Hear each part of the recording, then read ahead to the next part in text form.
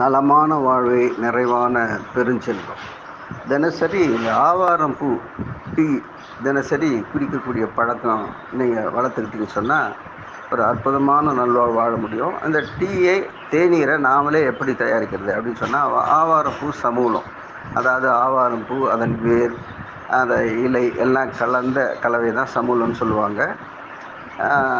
அது கூடவே திப்பிலி, மிளகு, லவங்கம், ஏலம், பட்டை, மல்லி, ஓமம், சீரகம், சித்தரத்தை, இந்த மூலிகை எல்லாத்தையும் கலந்து நல்லா உலர வச்சு அரைச்சி நீங்களே வச்சுக்கோங்க. மிக்சிலே அரைச்சிக்கலாம். இதுக்கு பத்தியெல்லாம் எதுவும் கிடையாது, பக்க விளைவுலாம் கிடையாது.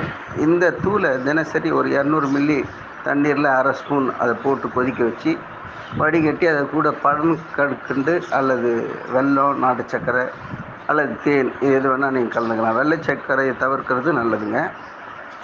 இதை கலந்து தினசரி காலை மாலை ஒரு வேளை நீங்கள் குடிச்சிட்டு வந்தீங்கன்னா ரொம்ப அருமையாக உடம்பு நல்வாழ்வு வாழலாம்.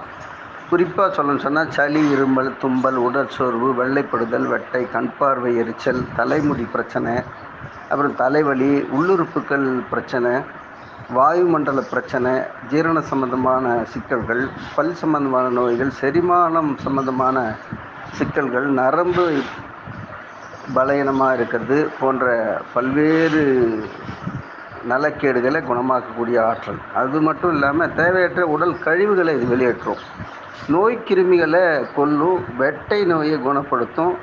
ரொம்ப சிறப்பாக சர்க்கரை நோய்க்கு இது உகந்த நல்ல ஒரு மருந்தாகவும் செயல்படும்.